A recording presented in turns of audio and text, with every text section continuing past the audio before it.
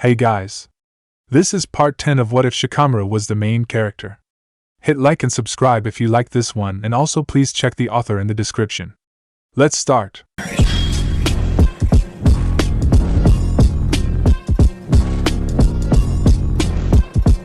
Chapter 46. As clear as water. Konoha. Hiruzen glanced over the team that returned home to him, horribly battered and dead-eyed. It was supposed to be an easy one, too.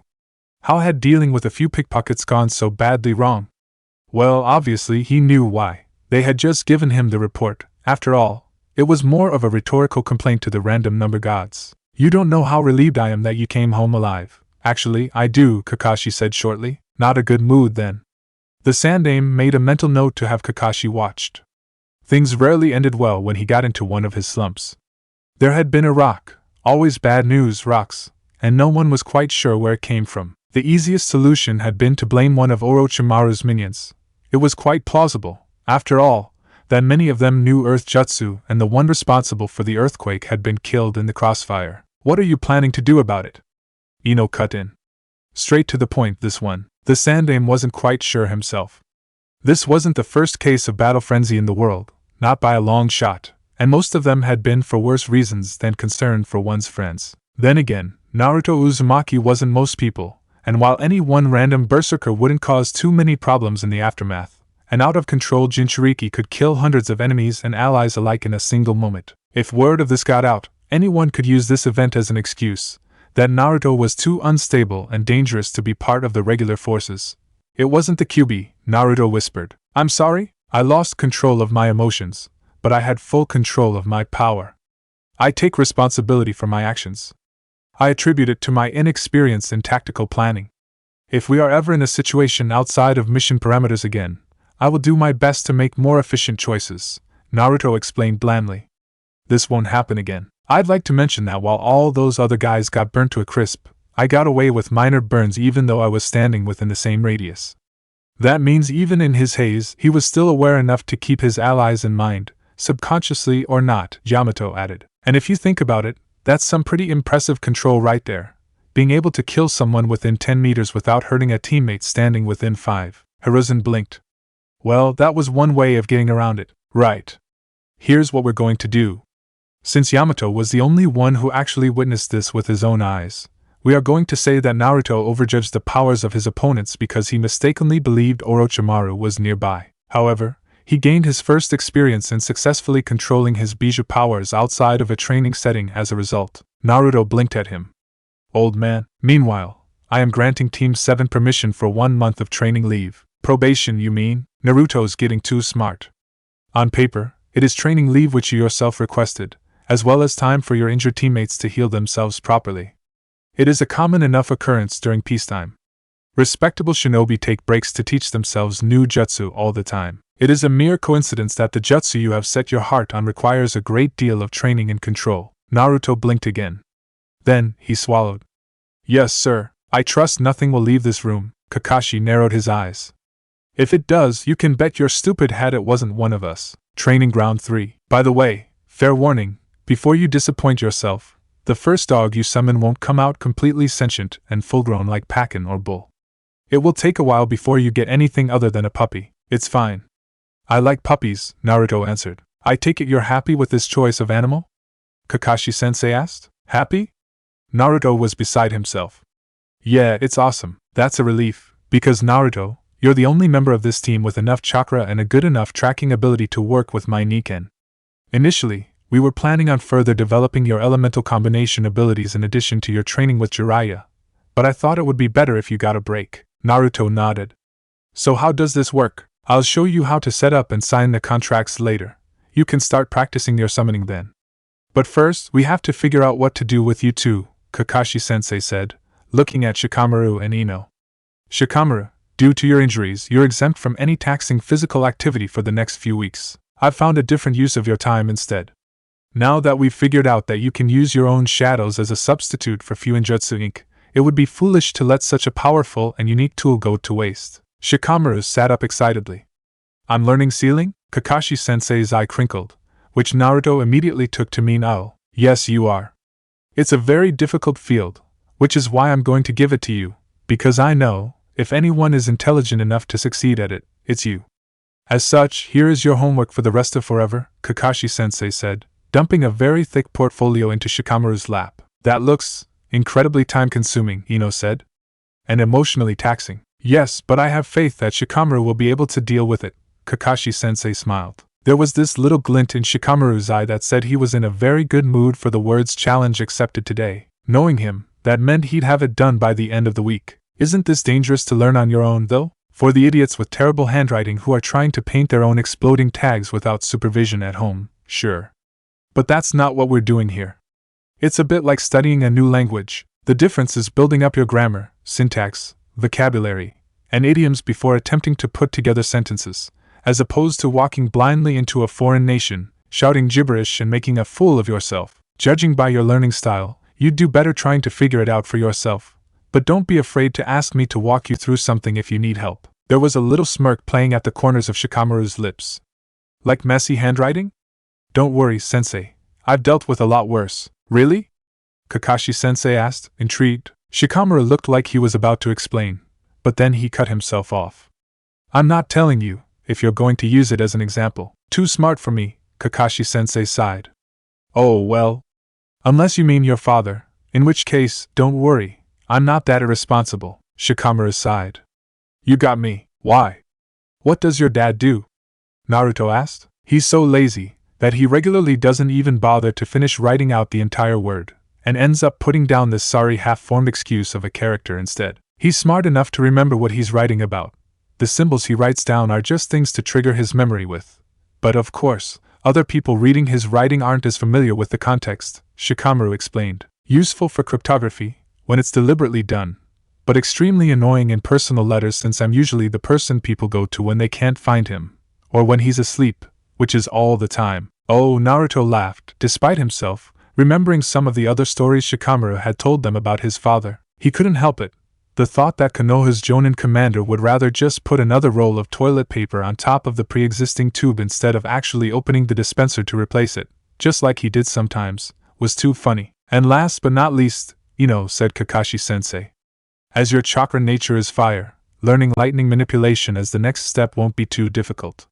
If you can do that thing with your hair, other techniques should not be much of an issue. Ino nodded, and accepted his little scheduling slip. Naruto couldn't see it from where he was sitting, but it seemed really detailed. He could see her eyes darting rapidly across the training regimen Kakashi-sensei had come up for her, and more than once her face crinkled in a slight wince. No doubt she was already feeling the pain of what Kakashi-sensei was going to put her through.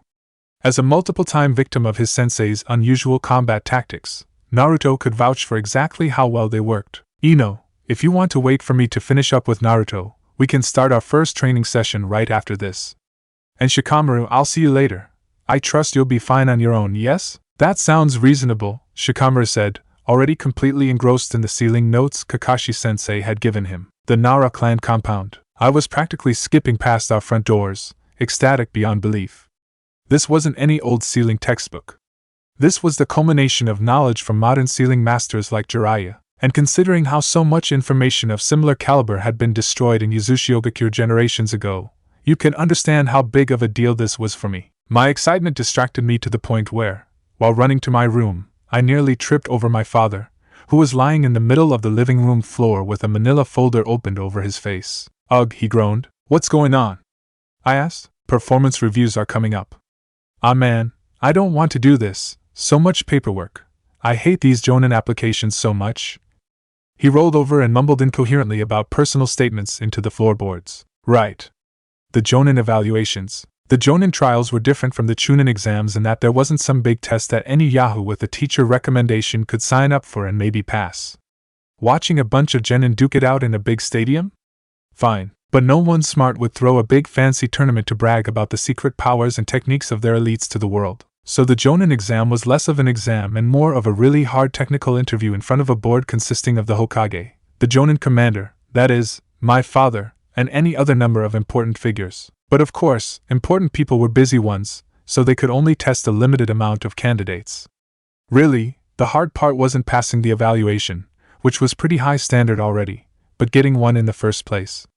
They only gave time slots to people who were sure not to waste their time. couldn't use up the Hokage's waking hours on guys with no chance. After all, there were the basic requirements, like having completed at least a set number of A ranks and B ranks, having a 95% mission pass rate within the last 5 years, having a clear health and psychological profile, that sort of thing. But after that, it was a bit of a toss-up. There was a very stringent baseline for what it took to be Jonin level, one that couldn't be expressed solely on paper. That was why those with well-known names and impressive missions on file were more likely to get a slot, and thus, a chance at a promotion. So it was really important for regular guys like Izumo and Kotetsu, whose resumes weren't brimming with standout achievements, in comparison to my team, which managed to increase our mission difficulties by at least 1 grade every time we left the village, to get a direct in. Izumo and Kotetsu, right. I know, why don't you let me help you, I said, putting my ceiling homework down. Oh, but I wanted to get started on it so badly. But I already promised Izumo and Kotetsu that I'd help them. Was this bribery? Corruption? Yeah, probably. But I bribed them first. And I wasn't giving them the promotion, just the opportunity. If they blew it in front of the Hokage, then it was on them. Just tell me what makes you immediately filter an application out, and I'll help you sort through those, he yawned. Spelling and grammar errors anywhere.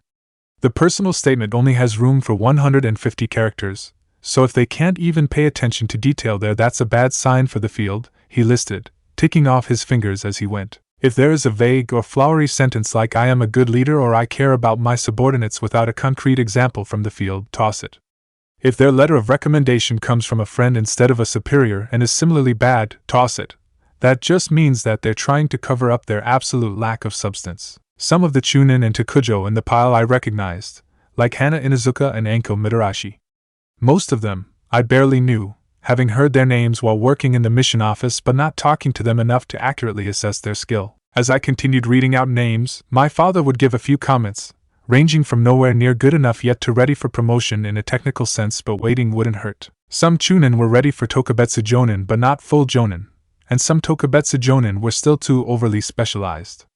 Some were mentally ready but did not have the combat skills, others were the opposite, Jonin-level fighters who were still too hot-headed or lacking in leadership experience. Still others were passed up solely because they were young, and, as no war had been officially declared yet, there was no point in speed promotions. Finally, I got to Izumo Kamizuki's.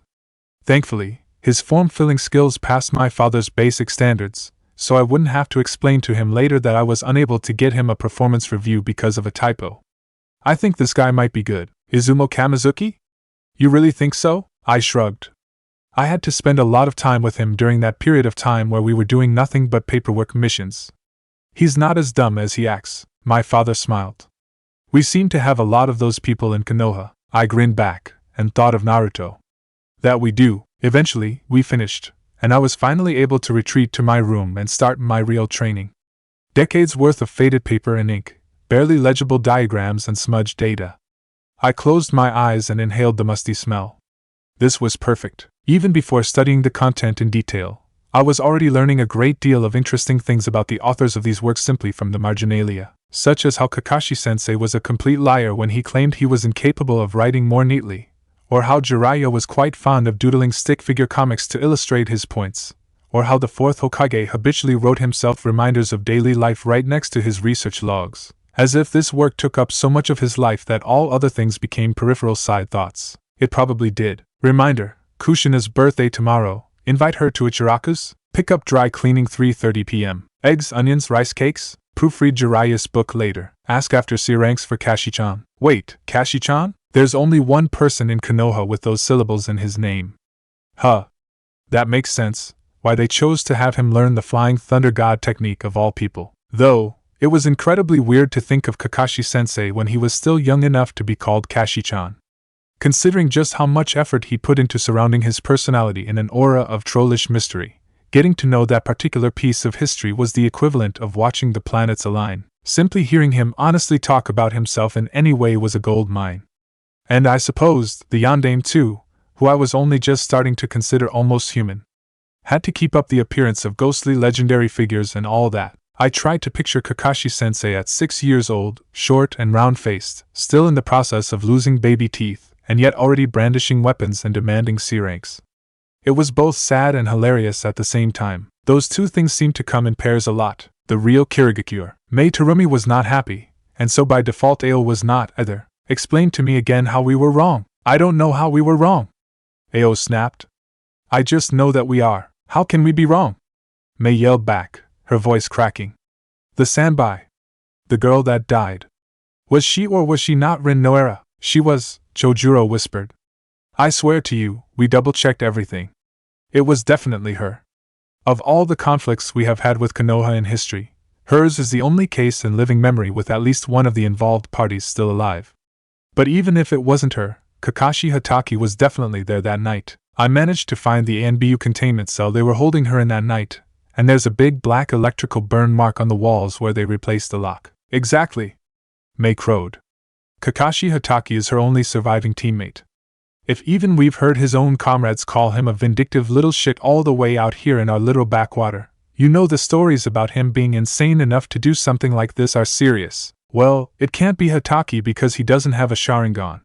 Ao managed to scream over the slowly growing din. He doesn't. Mei whipped her head around. Her blue eyes were blazing furiously. What? Exactly that. This baby doesn't lie. Ao tapped the side of his head, where his Byakugan lay. I got a good look at him during the scuffle. All the chakra pathways from his shoulders up as well as both of his arms are off. Gone, shut off, burn out. No chakra, no Sharingan, and no master of 1,000 jutsu bullshit. There was only one phrase that could properly sum up his thoughts when he had first seen that on the field, and that same phrase came out of Mei's mouth just now. What the heck? I promise you, this isn't a joke. Chojuro scratched his chin. Strange that they'd let him out of the village, then. He's got a huge price on his head. Without the Sharingan, he's nothing. Ao shrugged. There was a second Jonin with them. Maybe he whined and complained so much that they figured it couldn't hurt if they just let him out, provided he brought along a babysitter. Maybe he has another secret weapon that we don't know about, and the Sharingan was only ever just a cover-up for the real deal. Ugh, Mei's head hit her desk with a solid thunk. All right. Ao. Tell your story from the beginning. Again, if you please. Ao rolled his eyes. Fine. So, I was going to capture Hatake like you ordered. I couldn't do it myself, obviously, so I needed some relatively strong fighters as allies. But I couldn't have them traced back to us, either, meaning said ninja had to want to work for free. Perhaps someone with an axe to grind against Konoha, Hatake himself, or his dead father, blah blah blah. So by luck you stumbled upon a bunch of survivors from Otogakure, tricked them into thinking you were their old master come back to life, ordered them to go get you a Sharingan, and somehow coerced them into going after Kakashi Hatake. Mei waved her hand. Skip to the interesting part, when you started fighting. I thought my completely original killer intent genjutsu was plenty interesting, Ao muttered. Right. I used my Byakugan, again, to spy on Hatake's team, and figured out they were going to wave country to catch pickpockets. Some silly genin mission, I don't care. We planned an ambush. Hatake and his team walk right into it. And now those sound guys are so dead you don't even have corpses to show for it, Mei drawled, unimpressed. Ao crossed his arms. It wasn't Hatake, it was the damned kid on his team who I'm pretty sure is the Jinchuriki of the freaking nine-tailed fox. One moment he was an average dumb little genin, and the next, everything within 100 meters of him was charcoal. He shuddered at the memory. Thank goodness I was observing from a kilometer away, else I'd be toast just like the others, Mei sighed. All right. As disturbing as it is to know that Konoha trusted that maniac with children, no one knew it was you, right? Right, good. Because if Yugura is Konoha's idea of retribution for one dumb kid, imagine what they might do for 3. There was a long silence as they sat there, thinking. You're absolutely sure she didn't have any distant relatives who could also come back to get revenge? Mei asked. The family records in Konoha are pretty much open source. Rin Noara was a nobody, her family minor, with no bloodline limits, composed of a few merchants and healers here and there, and they produced maybe 1 or 2 shinobi each generation, none of whom ever made it to Jonin. By all means she was completely insignificant, and she had no other friends? None? Mei demanded. They had an Uchiha teammate. That was how Hatake got the Sharingan. Chojuro shrugged. But he's dead, died in the Third War, long before the Uchiha massacre, in an operation against IWA that went south. IWA. Never liked those pricks. Mei's frown grew deeper. Why the heck hasn't anything happened to them? Why us? We kill one girl and get the full brunt of their revenge with Yugura, while IWA kills thousands in conflicts and betrayals, and get off scot-free with nothing more than a treaty full of empty sanctions. She shot the grainy photograph of Rin Nora a vicious glare and crossed her arms. She's not even that pretty, beats me.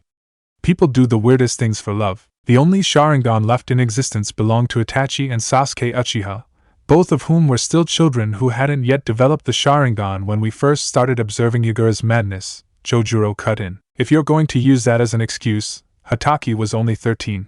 Hatake was already a Jonin by then, Mei cut in. He gets no excuses, but he's an active-duty Jonin, Chojuro muttered. How the hell would he regularly take missions and infiltrate Mist at the same time? Unless the Sharingan has the ability to maintain its mental connections, even after eye contact has been released? That goes against everything we know about ocular techniques. Then again, the Sharingan has been around for many generations.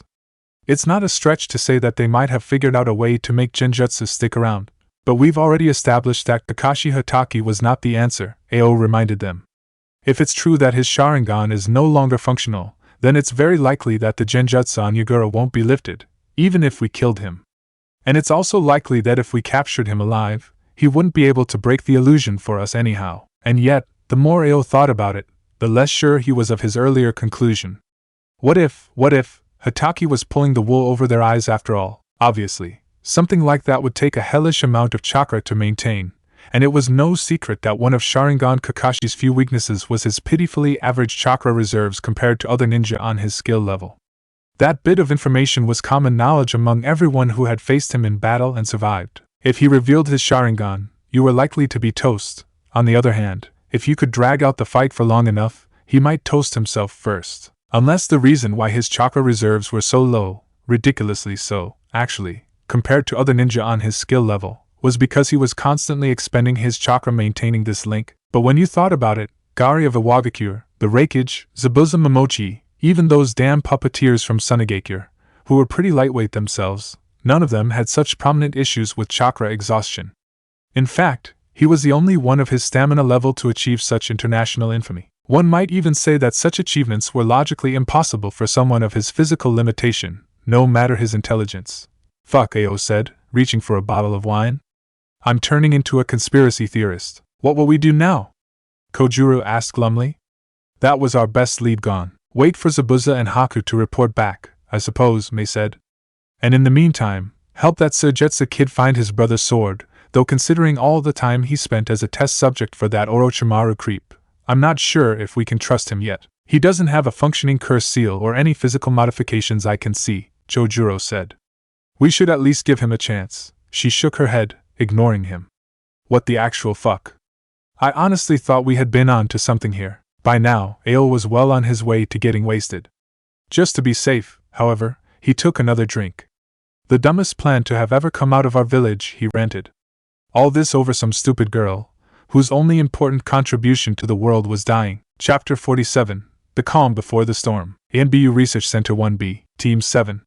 Isn't 7 supposed to be a lucky number? Jiraiya asked, staring at the open body bags in the morgue. Can't believe they brought all these back. Finding out Naruto had mastered another tale in the span of the 3 days they had been away without him and been the first of the team to successfully develop killer intent as well as something to do with a new top secret to be discussed in absolute confidence later chakra nature combination that left both Kakashi and Yamato completely nerding out when they weren't worrying over the kids like a couple of mother hens, that is. It was shocking and humbling, to say the least. Tsunade snorted. Tell that to the local card dealers. She shook her head. It's always Team 7. Although, granted, we never got into this much trouble as genin. Jiraiya glanced upwards. It's like the gods have a special vendetta against any kid who sticks out above the norm. But maybe it's for the best, isn't it? Tsunade asked. I mean, their lives might be exciting in a bad way, but at least they'll make it through. Versus the back-end cannon fodder, who quite often die without a chance to defend themselves. Maybe not, Jiraiya replied. While it's true that the cannon fodder seem to die more often, statistically speaking, a larger percentage of them make it through to old age and live normal, quiet lives. Versus each generation of Team 7, well, let's just say that way less than 25% of all Konoha Nin have either died or defected. Where's Anko? Tsunade asked, changing the topic. Jiraiya shrugged. Probably early. Again. Tsunade looked down at the clipboard and frowned. Why do a bunch of them have numbers written in the name field? According to the ANBU interrogation teams, those were the names Orochimaru gave them. Call him organized, but personally, I think he was too lazy to get attached to his experiments, Jiraiya said. Only the exceptional successes got to keep their names, Tsunade shuddered. Says here the only two that had names were a Karen and a Yugo, right? Did they say anything about Orochimaru? Interrogators reported that they believed Orochimaru sent them. Further examination of their memories only depict a man looking like Orochimaru. I take it to mean that wasn't him, Jiraiya scoffed. Of course not. Someone else used Orochimaru's image to dupe the poor things into working for him. Kyomogakure? Tsunade hazarded a guess. Or Akatsuki? Jiraiya shrugged. Don't know yet. But maybe there's someone who could help us figure it out. He picked up his books and walked out the door. Hey, Enko. You have those ceiling things ready yet? You mean that funky little wood carving thing that looks like a chopped up snake? Enko yelled back. Yeah, they're all right here. Jiraiya turned back with a quick wave. All right, gotta go. See you around, Tsunade. The Yamanaka clan compound. Ino, before we get into the training, I want to ask you, are you fine? Ino cocked her head at Kakashi-sensei. What do you mean? I mean, back there, you also had your first kill, but you were so busy worrying over Naruto because he had more to worry about than you. He took a deep breath. What I'm saying is, you don't have to take on all of the emotional support roles yourself. She scoffed, wondering how she could switch the topic of this conversation to wheedling blackmail material out of her errant teacher. Who else on this team will, then, if not me? What do you do, but come home every day to an empty apartment with nothing but your books for company? Unless minus she smirked, you have a secret girlfriend somewhere. If I did, I wouldn't be taking this thing out in public every chance I got, he said, holding up his aforementioned questionable reading material. That sounds reasonable, unless it's in reality a cover so you can preserve your secret, Ino grinned evilly. You can't expect me to believe that you've never had a girlfriend, ever. Come on. Spill, Kakashi-sensei looked upwards, as if thinking, and then shrugged. I had plenty of girlfriends, but unfortunately none of them lasted very long minus. Yes. Ino couldn't be happier if she was Naruto winning the lottery for a lifetime's unlimited supply of ramen, minus mainly because I always ended up either killing them, or one of their relatives, he finished. And just like that it was all gone. Ino made a disgusted face. He mock-glared at her. Look, it's not my fault ANBU commission murders tend to get in the way of healthy relationships. Ino didn't even know how to respond to that. I'm serious, sensei.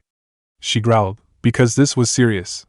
Shikamaru and I both have our families, and Naruto has his old man Hokage and Jiraiya. But who do you have? Kakashi-sensei stopped smiling and talking, and for a moment there Ino thought that he hadn't heard what she had asked him. I guess guy sort of counts, he finally answered. Don't tell him that though. In fact, don't repeat it to anyone, or I will hunt you down. Ino mimed zipping her lips. Patience confidentiality. Guy-sensei. Well, that was better than nothing. Okay, good enough. Anyone else? It doesn't matter. They're all dead. Oh, I'm fine. Are you really? He didn't answer, and chose to ruffle her hair instead. Ino huffed in annoyance. What was she, a fresh academy graduate? She wasn't that much shorter than him anymore. It occurred to her that Kakashi-sensei was Kakashi-sensei for a reason. She wondered why he wasn't even more insane than what he already was. Losing all of your teammates. One was already bad enough. She couldn't imagine losing everyone on Team 7. Self-sacrifice was a funny thing. She could imagine herself doing it, but she couldn't possibly allow any of the others to do the same for her. The same was probably true in the reverse direction. All things came in pairs, the same spoke poking out opposite sides of the wheel of fate. Love could either create life or end it. Just her luck that Shinobi cried in blood, not tears. Ino smiled. All right. Well, I'm always here. And then it was no longer about the blackmail, or her silly gossip column. Their names were Obito and Rin, Kakashi-sensei said suddenly. Obito was a total loser. He was a member of the Uchiha clan, but only in name. He was about as un-Uchiha as you could get. Loud, clumsy, at the bottom of his class, talkative, annoying, and always making excuses. He'd cry and then claim dust got in his eyes, and of course no one believed that terrible lie because he was always wearing these stupid bright orange goggles. But he was also headstrong, and loyal, and cared about his friends like you wouldn't believe, to the point where he died saving the life of a stupid arrogant idiot who never appreciated him until he was already dead. Rin was the nicest girl you ever met. She never got mad or raised her voice at anyone ever. That didn't mean she was a pushover, though. She wasn't afraid to stand up for herself when she saw injustice. She defended anyone that needed her help, minus even the biggest losers on earth had a place in her heart. She had enough love in her for the entire world and gave it freely to everyone, even to stupid arrogant idiots who didn't love her back. Wicked smart, too. She was a medic in training, and could list and identify all the major muscles and bones and nerves in the body after only one night of reading this old anatomy textbook. She sacrificed herself for the village when she was just around your age. And then Minato-sensei, Kakashi-sensei suddenly narrowed his eyes at her. How did this happen? Weren't we supposed to be talking about your mental health? I have no idea what you're talking about, Ino said innocently. Kakashi-sensei glared at her in mock annoyance, and shook his head. You're a little terror is what you are. Then he shrugged, and said, well, you know what they say. The fastest way to someone's heart is through the ribcage. And all of a sudden the world was all right again, in the most horribly wrong way. Ino dropped her notebook and pencil and spluttered. What? Sensei. EW, Kakashi-sensei snickered. I'm only joking, Ino rolled her eyes. It's really easier from the back than from the front. But then you wouldn't be able to see the look on his face. Sensei, Training Ground 10. Naruto. I have a surprise for you. Jiraiya yelled. What? Naruto yelled back. Jiraiya reached behind his back and brought out, with a flourish, a giant scroll. Tada! Starting today, you are going to learn how to summon. Where'd you get that? It's a Nin dog, Naruto said proudly, holding up the little ball of fur. Nin puppy, he amended. Jiraiya gaped. Where the blazes did you get a Nin dog from? Naruto held up Kakashi-sensei's family scroll. I summoned them. Duh, but why? Naruto smirked. Because dogs are better than toads. Jiraiya's face turned red. You take that back right now, you little blasphemer. Nah! Naruto turned around and covered his ears, loudly singing, Dogs are better than to ads. Dogs are better than to ads. Damn it, Kakashi, Jiraiya muttered. Ungrateful brat. After all I've done for you. I never got this cheek from, who was it? Oh, that's right, Sasuke team. He never disrespected his elders. Ha! Can't disrespect something with no respect in the first place. Ino says you don't teach him anything but how to pick up hookers anyway. Naruto stuck out his tongue and crossed his arms.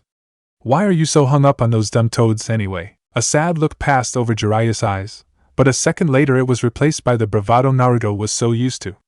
Because toads are the best animals ever, brat. Not like you'd understand, filthy dog lover. Hey! Dogs are man's best friend, not toads. And I wasn't talking about you. I was talking about you trying to get me to sign a contract with those toads. They honestly don't make sense for me. I have my shadow clones, so wouldn't a pack animal where I can summon a lot of at one time fit me better? Naruto pointed out. Teach me a cool ninjutsu or something. Like your spiky hair technique. I always wanted to learn that one. Jiraiya slumped defeated. Later, okay? Naruto took this opportunity to take a peek at the toad contract. Unlike the dog summons, which was signed by all Hatake clan members until he came along, the toad scroll was more diverse. There was someone with the family name Iruka, and then an erasure with more illegible calligraphy, a bunch of smudged ink blots, and then Jiraiya, and finally, the most recent one, a Minato Nami something. Who's that guy? Naruto asked, pointing. Was he your student? A memory suddenly came back to the front of his brain, from way back before the Chunin exams, when they were still annoying the old man Hokage with impromptu vacations to Uzushiogakure. Jiraiya, one of the three Sannin, Naruto remembered Kakashi-sensei telling them, during his lessons on the ancient and modern sealing masters. That trip to Uzushiogakure seemed so long ago. Maybe one day Naruto would come back. He taught the Yondaime. The Yondaime's wife was also a sealing master. They both died during the night of the Kyuubi attack. Jiraiya snapped out of his stupor and grabbed at the scroll, trying to cover up the names with his hands, but it was too late. None of your business. Okay, Naruto shrugged, and handed the scroll back to Jiraiya, though not before shooting the Hokage monument a glance. The fourth Hokage had a name, Naruto thought. Once upon a time, he was more than a stone face on a mountain and a mere echo in history. He was a real person. Naruto felt bad that a guy like him would be forgotten by their generation, even if he had ruined Naruto's life. Minato, huh? The Nara clan compound. Shit! I swore, dropping my brush. The piece of paper I had been writing on crinkled and collapsed onto itself with a pained little noise, and the ink on it coalesced into an unreadable lump of black soon after. My previous rose-colored view of sealing was gone. I now hated it with a passion. Okay, fine. I didn't hate it, but I hated it. I had known sealing was going to be difficult. I hadn't known it would be this difficult. Turns out copying instructions on how to draw a seal versus designing one yourself were two entirely different monsters. Fuinjutsu. The F word of the shinobi world, and for good reason. As Orochimaru and Kakashi sensei had learned firsthand, seals were as temperamental as chemical fires and water. The basic forms were easy enough to learn, provided one had neat enough handwriting, but putting them together was a different story. They changed in purpose according to every situation, but there were few resources describing how. From what I read, it was a bit like developing conventional jutsu, only much less exact. Hand seals focus chakra within the body, and seals focus chakra outside the body. But that minor difference was what made them so hard to use. The entire world was filled with energy, which translated to random disturbances. On one hand, internally molded chakra was always relatively safe, as it was confined to the innate physical structure of the human body. On the other hand, seals could be drawn to channel chakra in such a way that our much more simplistic chakra pathways would never be capable of. It was why you could get such a large array of custom security locks from one simple base design, but that seemed to be the limit of their use, simply because they took so much time and training to prepare. The other shinobi arts, ninjutsu, genjutsu, taijutsu, they took less time to yield greater results. Why spend weeks learning the basics behind the creation of an exploding tag, when you could learn an even more powerful fire jutsu and be done with it? Patience was a useful attribute, but war forced speed learning out of everybody. It was lucky, then, that war was not upon us just yet. Suna was a close call, but it hadn't escalated any further, and that was what counted. Grumbling to myself, I grabbed a pair of tweezers I had wisely thought to take with me, and slowly began to peel the tiny square apart so I could take a closer look at what went wrong. The task was as painful for my fingers as unfolding an extremely complicated work of origami, with none of the aesthetic beauty to go along with it. Wow, I heard someone say from behind me. Those paintings are really ugly. I froze, and turned around slowly. Oh, hey, Kakashi-sensei. I greeted him awkwardly, trying to shove the results of my failures under a nearby rock in the least obvious way possible. I hated it when he snuck up on me like that. Good to see you. His eye crinkled, and he nudged the rock out of my reach with his foot. Having fun? Oh, shut up, I grunted. Between the two of us, you're the one with the atrocious handwriting, and yet said atrocious handwriting still results in seals more stable than yours. Ouch. Way to rub salt in a wound. Even with his mask on, I could see the shit-eating grin on his face. Please, they haven't blown up yet. Of course they're not going to blow up. The scale of chakra these exercises require is way too small. And of course your math is correct.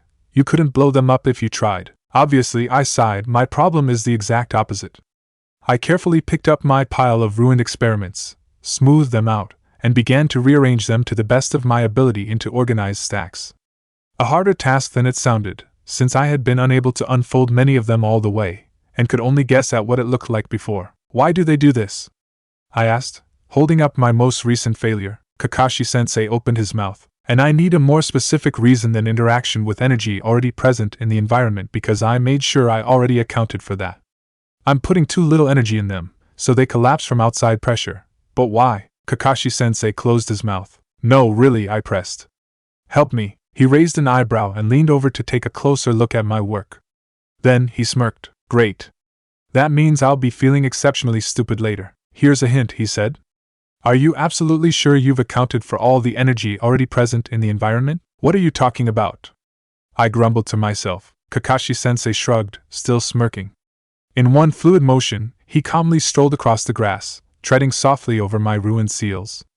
With every step they unfolded themselves as easily as a butterfly unfolded its wings, and I was left with even more exasperation and even less understanding than before. NBU Containment Complex 802F. So you think Gaara's ready to reintegrate?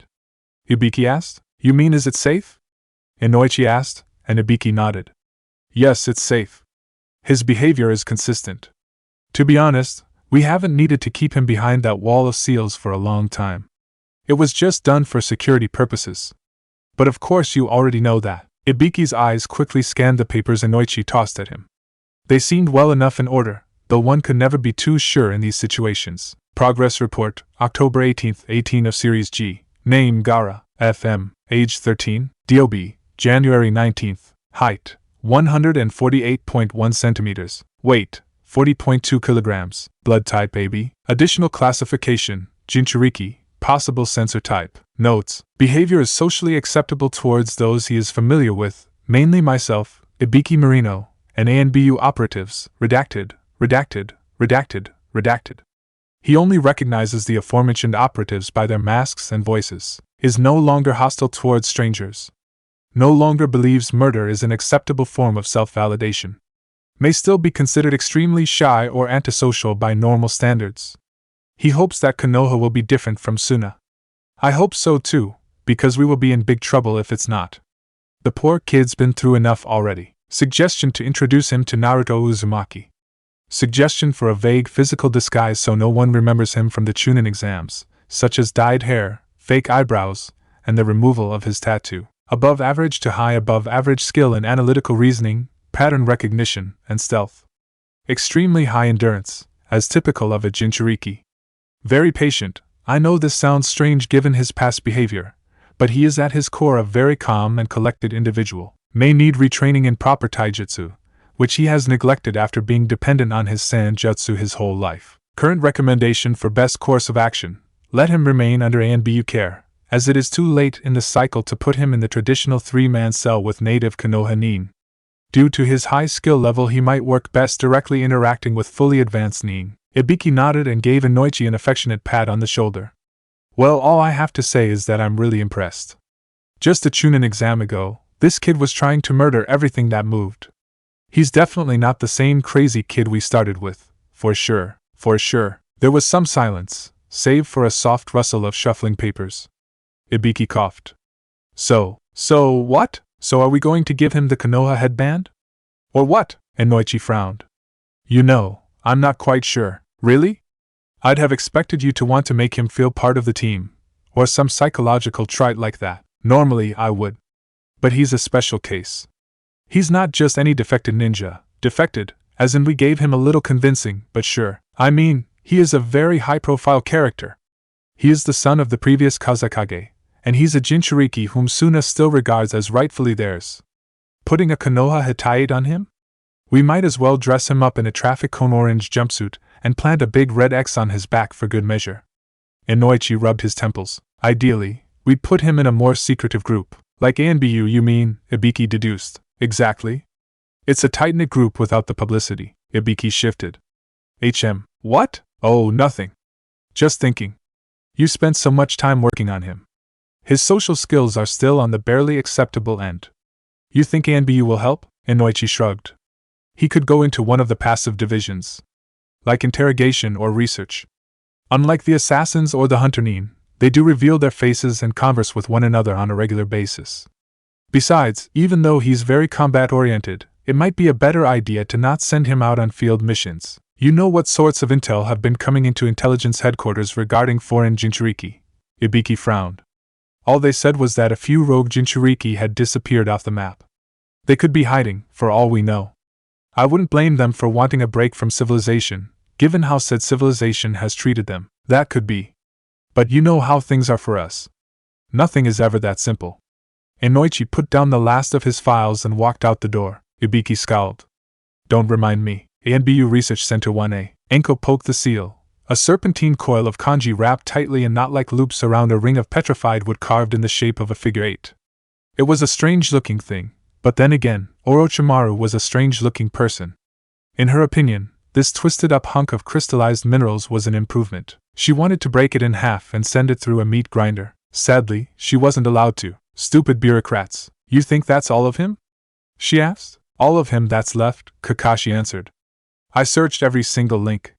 Most of them were dead ends, literally. Turns out poisonous Bijou chakra can kill a cursed seal just as well as starving it of chakra can, minus the part where the host also dies. Where did you get the idea to use remote linking anyway? Sorry, what? Jiraiya told me that idea came from you. Oh, that? Shoot, what was the excuse Shikamaru gave me again? Look, it wasn't even me. Long story, dumb explanation minus I heard from that girl from the ANBU Cipher Corps that if we all communicate on the same radio network, and the enemy manages to get one device, then they could easily listen to all of our conversations. That's why we break up everything into lots of frequencies and mix them up, with secret codes thrown in for good measure. And so I told Jiraiya, if only it was that easy for Orochimaru, finding all the other cursed seals by hacking one of them. I didn't realize it was possible until you guys said it was. How they did it, Anko didn't care. The only thing that mattered was that Orochimaru was here in front of her right now. What's more, he was completely defenseless. So he's sealed in this thing now? Anko asked. Yes. She tossed it in the air a few times and kicked it around. What are we doing with it then? Kakashi shrugged. They'll destroy it soon. Probably with poisonous Biju chakra, but for now we have it. Well, first we're supposed to question him, and then the Sandaime wants to have a look at it, too. I mean, the guys that attacked my team in Wave were after me specifically, under the orders of some guy pretending to be him. Kakashi shrugged. It's unlikely that Orochimaru will be able to tell us why, but at least he'll be able to confirm that it wasn't him. Question this thing? Anko shot the hunk of wood a dubious glance. Well, his thoughts are all encoded into this seal, so whatever he's thinking, we'll be able to read. All we have to do is write into this blank square over here, Kakashi explained, pointing. Can't imagine he's having a fun time, Anko said, not without a substantial amount of glee. I mean, he split himself up into so many pieces, and now most of them are dead. I imagine, even if he did manage to make it back into a body, he'd be as charred as, that night. I imagine so, Kakashi said shortly. Well, what are we waiting for? Anko asked, grabbing a blowtorch and a pair of saban. Let's get this party started. Where are his pain receptors encoded again? You won't need those, Kakashi told her. Like I said, all of his thoughts are encoded with the seals on the surface of this stone wood block. It's like any normal person trying to lie or withhold information from a Yamanaka when you're limbless, bound, and drained of chakra, while they've already successfully infiltrated your mind. Anko snorted, and pressed the tip of her red-hot saban into the surface of the seal, watching the writing in her former teacher's brain twist and writhe. Who said anything about questioning? Kakashi blinked a few times, staring as she cheerfully stabbed little smiley faces and hearts in random places. Then, he grabbed a scalpel, charged it with some electricity, and joined her. Chapter 48, of Monsters and Men. ANBU Containment Complex K-131. I'm sorry. I should have known by now to not leave Anko and Kakashi unsupervised together. Hiruzen spoke to the petrified wood block that now held his most and least favorite student. The writing on Orochimaru's last body, if you could even call it that, shifted. She was always a good learner. Too good. Well, she was your student. Regrettable. I should have wished for a dumber one. Hiruzen paused, not knowing what else to say. He finally settled on, you never did tell me why. The paper vibrated hollowly, echoes of Orochimaru's own mirthless chuckle. And you never even noticed when. Humor an old man, will you? Hiruzen sighed. When? If Orochimaru had a mouth, he would be grinning humorlessly. I've always been scared of death, sensei. Ever since my parents died in front of my face, and I could do nothing to stop it. You know that story, but you were never willing to start researching Kinjutsu before. What finally convinced you that the price to pay for immortality was worth it? I taught you better than that. Hiruzen tried to make himself sound disappointed in his former student, as a good teacher should. He really did, but within him, he knew he had no right to ask Orochimaru such things. He had no right to ask anyone such things. Orochimaru had made that explicitly clear when he had abandoned the village, so many years ago. They both knew why he had to leave. Of course they did. You also taught me about the will of fire, and nobility, and honor, and so many other little white lies. Fat load of good it did Tsukumo Hatake in the end. Is that when? Tsukumo? It doesn't matter. Konoha is a flightier bitch than Jiraiya's whores. She elevates her men to fame and glory and then smashes them down to earth as it suits her. Never caring for them any further than what benefit they can bring her, and never sparing a thought to what she might give to them for their sacrifices in return. They laid down their lives in honor for her, and what does she do but leave them to their fates and abandon them to die? So I thought, if I was going to live in such a world of villains, I might as well be truthful about the sort of man I am. Orochimaru, play the grandfather all you like, sensei. We both know the real reason why you are so lenient with my abandonment, why wasted so much time before sending men out after me. It had nothing to do with our student-teacher bond, the old love you felt for your adopted son. Are you denying that it never existed? No, but I am denying that excuse for why you didn't come after me. Student or not, you knew what the good of the village meant. You knew the value of discipline. You would have brought me back and thrown me in jail, if it hadn't been for one thing. Oh, don't deny it, you liar. You look just like me underneath that skin. I don't blame you for it. I just wish you wouldn't pretend otherwise. Every shinobi in this village, in the 5 nations and all the satellite states in between, is like this. I'm the one who peeled off that skin and finally admitted to the world what I am. I understand why you won't want them to see that. You're a village leader, you've got to keep the peace, and you just want to let chaos run? I'm a scientist, I'm free to be open-minded. I don't blame you for wanting to live the way you want. I just wish you wouldn't blame me for wanting to live the way I want. Hiruzen rolled his eyes.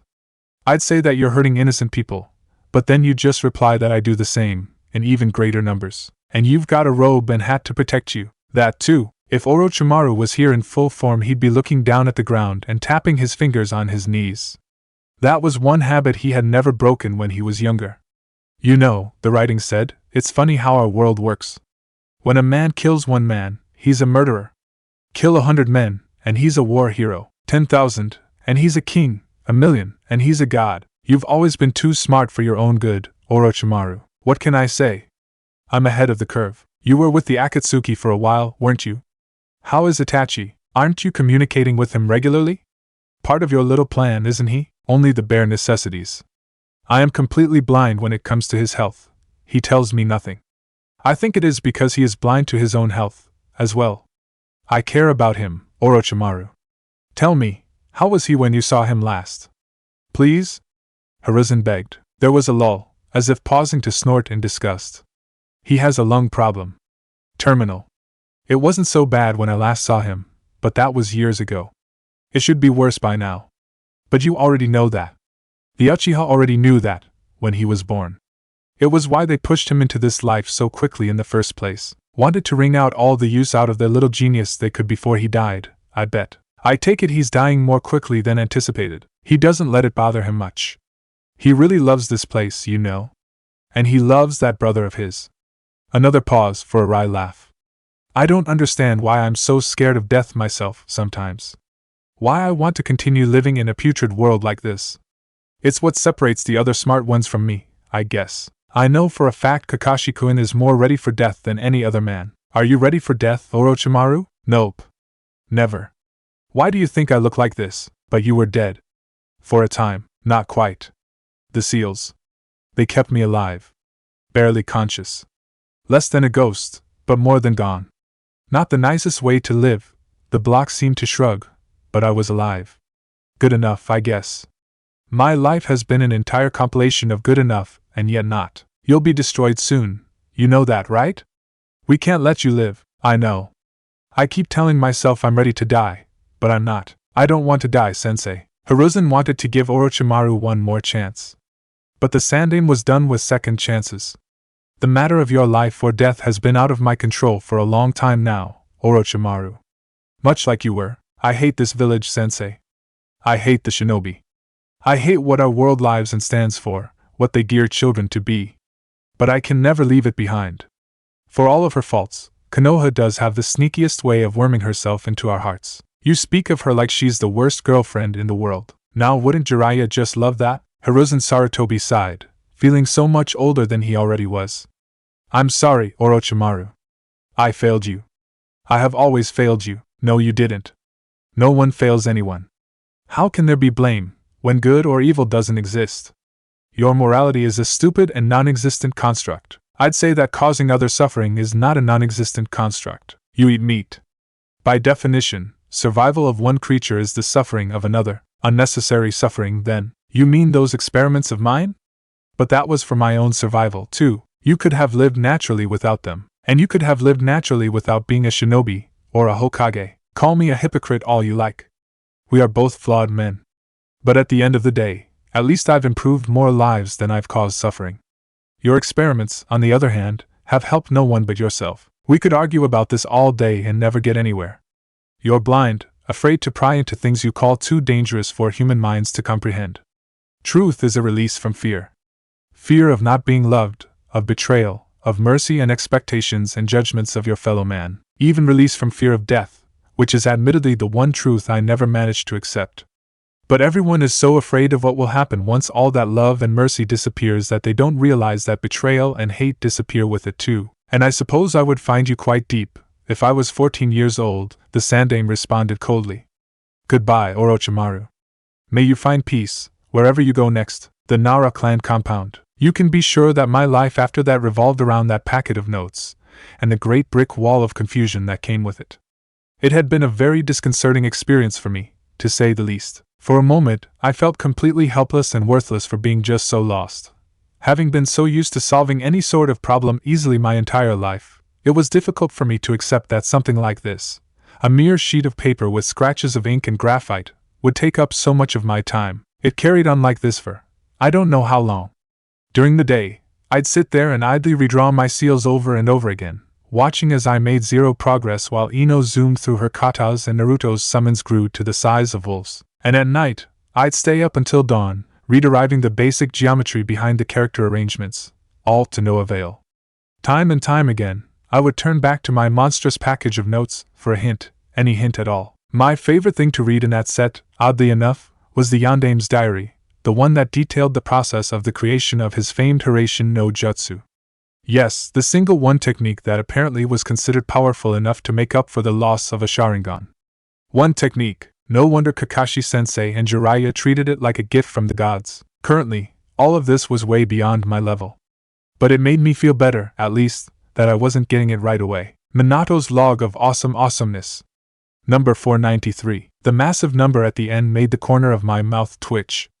Well, no one could accuse the Yandaime Hokage of lacking determination. Sealing is something that is part technique and part intuition.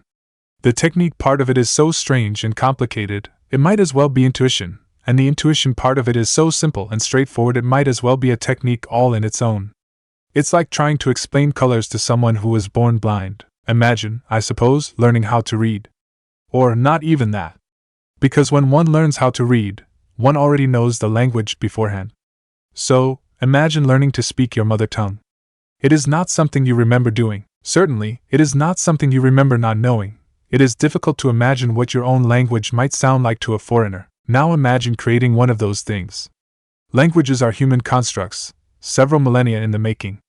Complexity, conjugation, writing, listening, reading, speaking, they were all things that were the work of entire societies over the span of many generations. To be expected to create a language of my own, admittedly, sealing was a much simpler thing than a whole spoken and written creation, but the hard part wasn't just creating a system of sealing.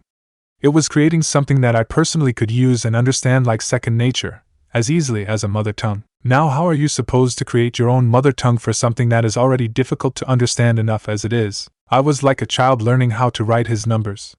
He might know what the shape of an 8 looks like, but until one teaches him the concept of counting and values, he wouldn't at all understand what the figure 8 stands for. Such a problem, of figuring how to bridge that gap between my processing and understanding, completely consumed me. I smiled to myself. Finally, someone who understood me. Too bad he was dead. I never even knew him, but it made me really sad for some reason. I traced his handwriting with my fingers. So much knowledge was contained in these pages, so much more potential knowledge he could have contributed to the world. All of it gone. Just like the ruined libraries of Yuzushiogakure. So many things that could have been known but now never would be. Sure, I could have memorized and regurgitated everything, but that sort of brute force learning wasn't something I appreciated. It wasn't enough for me to know that something worked like it was supposed to. I had to know why. Basic forms were only good for doing the basic things, exactly as they had been designed. There was no way for me to put them together into something more advanced, as sealing was supposed to afford me. In the end, however, it was this mode of thinking that paid off, because that question of why was exactly the right approach to the task of developing one's unsealing language. One had to understand the exact reasons behind each energy transfer, the exact rationale leading up to every brush stroke, even in the basic schematics. Especially in the basic schematics. I couldn't build a house without learning about each individual component. It wasn't enough just accepting anyone's random pre-made bricks and throwing them on top of each other. A good architect needed to account for what type of bricks he'd use and why. Some minimize cost, some maximize durability, some shouldn't be used at all, and instead be swapped out for wood, concrete, or other material. There were just so many different things to account for in learning the art, and every single one of them a foreign concept. While this was somewhat of a morale boost to me, none of it was helpful in directly solving my current problem. I have little to say about myself during that time, but to those surrounding me, They could easily say I had become an obsessive lunatic, in the nicest terms. My life was a zombie-like state of eating, sleeping, and sealing, to the point where Kakashi-sensei and Ino ended up striking a deal with my mother, that if she caught me staying up late, she should come tell him to take away the portfolio again until I was more responsible with my health. My response to that threat had been to nod, agree, and then secretly make backup copies of everything I had done up until that point, in case they really did carry through on that promise. Because I was going to war with this stupid Fuinjutsu project, and I wasn't going to give up until I had conquered it.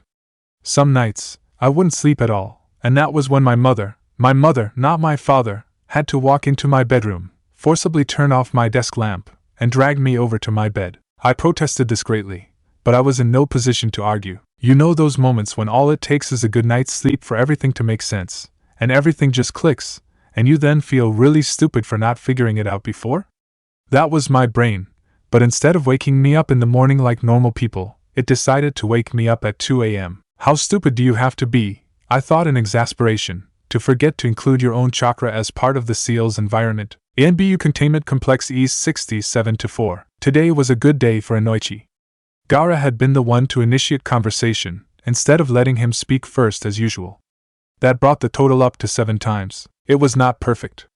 It was awkward, and it was clumsy, and it was painful, but still, it was a hello, and one that hadn't been coaxed and dragged out of him, at that. Considering what he used to be like, Inoichi was ready to write off anything and everything as progress. Hello to you too, Gaara, he replied, making sure to smile. Always, remember to smile.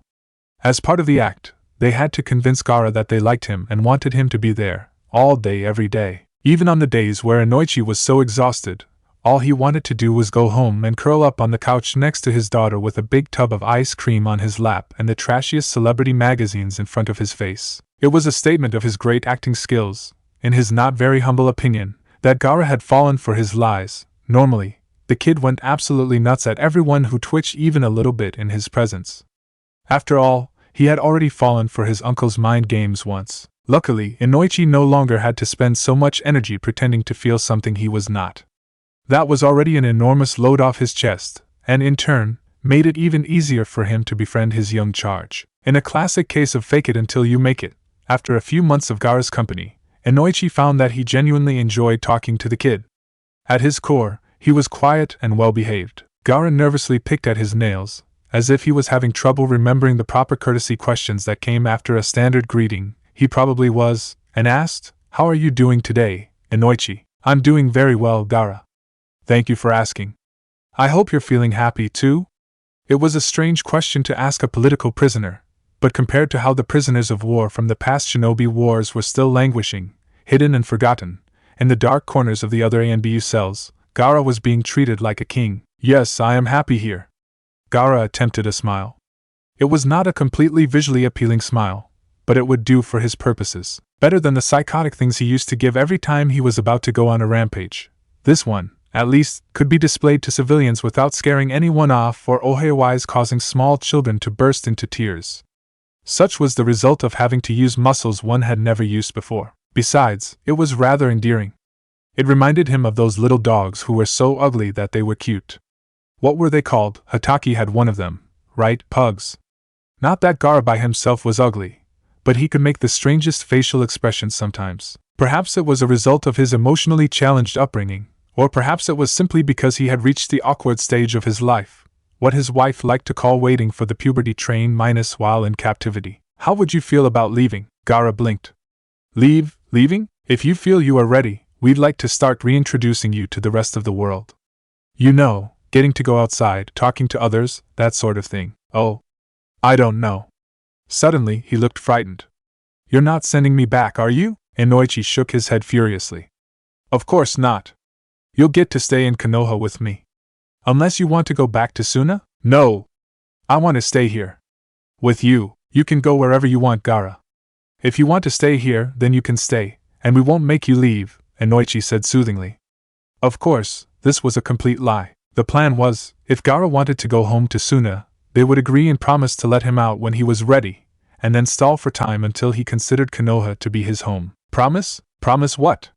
That we won't make you leave?" "Yes, I promise. Now, we're not going to shove you back into the big city right away.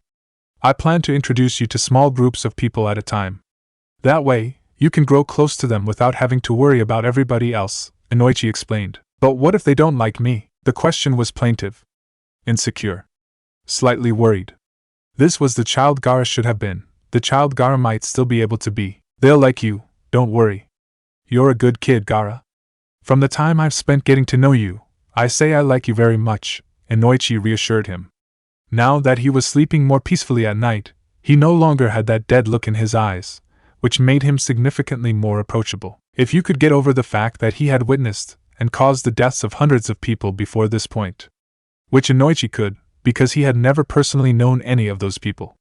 If Gaara had caused harm to say, he might not have been so forgiving. Yeah, but you're you, Gaara mumbled. It was flattering that Gaara would single out him as that one special human being out of all the other people he had met in his life, to say the least, but it was not part of the plan to have Gaara to grow unconditionally attached to just him. Friendship and loyalty was good, but he needed to be able to deal with other people, too, otherwise he'd never be able to survive in the general squad organization that Konoha operated around. But it was alright.